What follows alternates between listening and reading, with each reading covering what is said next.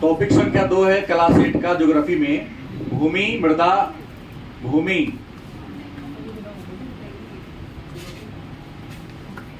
मृदा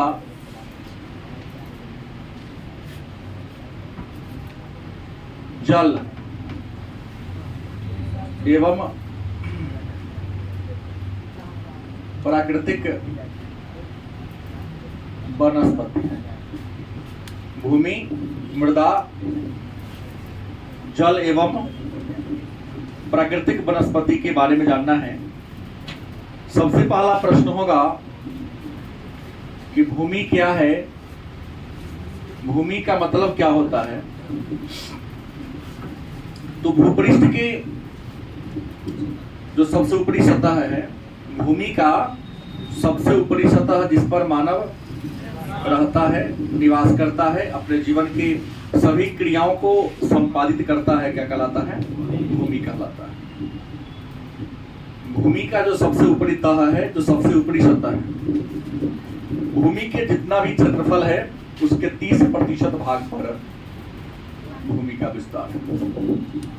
पूरे पृथ्वी का जितना एरिया है, जितना क्षेत्रफल है, उसमें 30% पर किसका विस्तार है? भूमि। तो भूमि कहते किसे हैं? तो पृथ्वी के सबसे ऊपरी तह या ऊपरी सतह जिसको भूपृष्ठ कहते हैं, वही हमारा क्या है? भूमि कहलाता है। भूमि जिसको हमने पिछले क्लास में कहा था मौलिक संसाधन है, मौलिक के अलावे यह प्राकृतिक संसाधन भी है। और हमने कहा था कि प्रकृति के द्वारा जिन संसाधनों को मानव को दिया गया है या मानव के लिए उपलब्ध कराया गया है, वो सारे संसाधन क्या है? निःशुल्क है। प्रकृति इसके बदले में हम लोगों से कुछ भी शुल्क या गिफ्ट क्या करती है? नहीं लेती। अब सवाल है तो भूमि का उपयोग क्या है? हम भूमि का उपयोग किन किन रूपों में करते हैं? तो आप बता दे कि भूमि का उपयोग हम सबसे पहले कृषि के रूप में करते हैं। कृषि मतलब होता है क्या? खेती बाड़ी। उसके बाद हम वानिकी किसके रूप में? हाँ, वानिकी के रूप में करते हैं। भूमि में ही हम खनन का काम करते हैं। भूमि पर ही उद्योग की स्थापना करते हैं।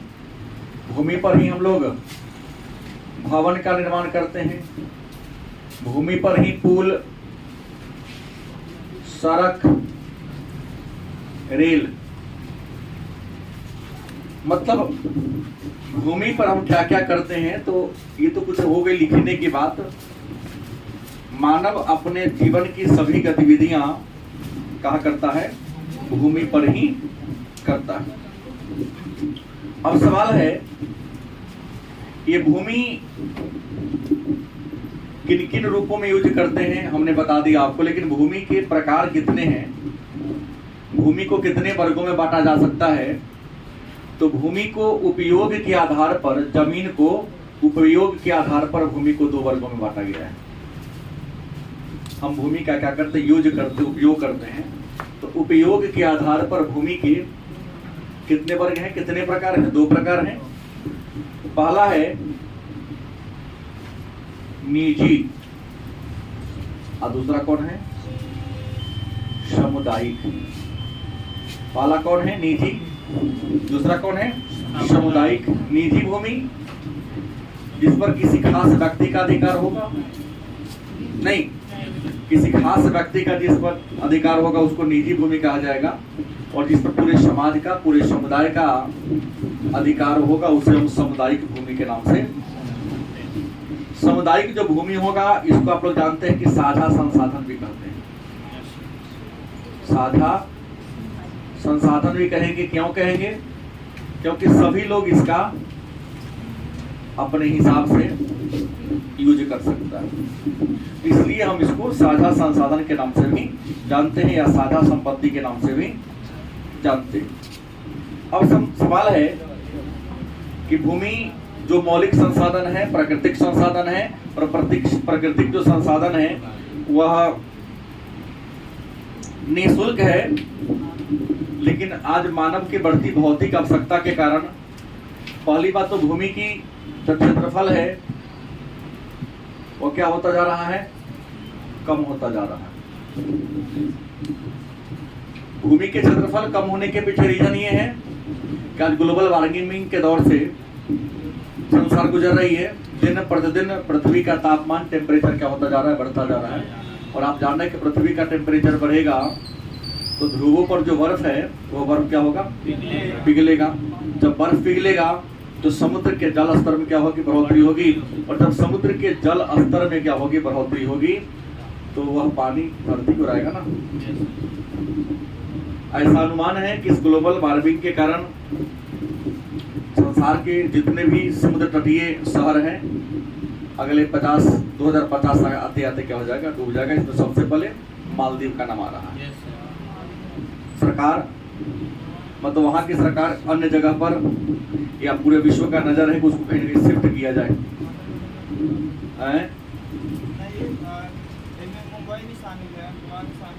हमने कहा तो पूरे एक बार हमने ले लिया, लेकिन कहा एक जिसका मैंने खास नाम कहा, समुद्र के किनारे जितने भी है सब पर क्या है? खतरा मंडरा रहा है।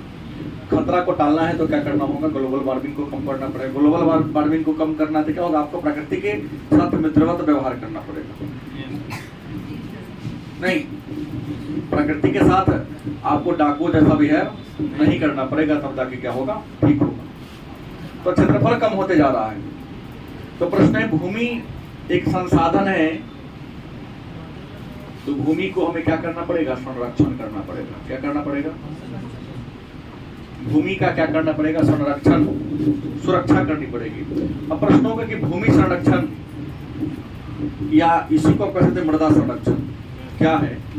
तो पहले भूमि की बात कर लेते हैं। तो आज मानव की बढ़ती हुई जरूरत के कारण, बढ़ती हुई आवश्यकता के कारण लाखों हेक्टेयर या हजारों हेक्टेयर जो वन है, जो कृषि के लायक जमीन है, उसका क्या हुआ है? ह्रास हुआ है।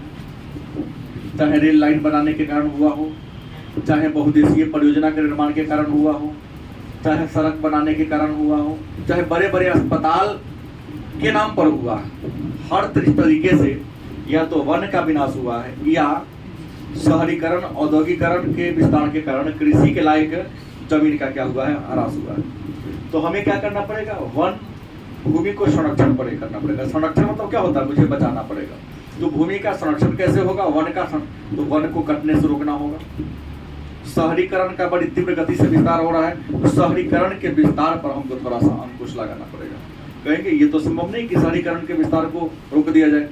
तो शहरीकरण के विस्तार को रोकना बड़ी आसान है, क्योंकि जो फैसिलिटी शहर में लोगों को मिल रहा है, अगर वो सारी फैसिलिटी, उस टाइप की सुविधा अगर गांव में दे दिया जाए तो उम्मीद है गांव के लोगों का शहर की ओर पलायन क्या हो जाएगा?